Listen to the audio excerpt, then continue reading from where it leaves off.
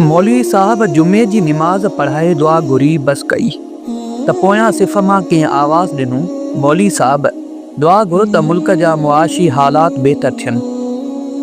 मौलवी साहब खीसे मां 5000 जो नोट कढियो, चयाईं मां मस्जिद में आयुसि पए दर वटि किरिया पिया हुआ, जंहिंजा हुजनि हथ मथे करे। 8-10 ॼणनि हथ मथे कयो। मौलवी साहब पैसा खीसे में रखे चयो, ही पैसा मुंहिंजा पंहिंजा आहिनि।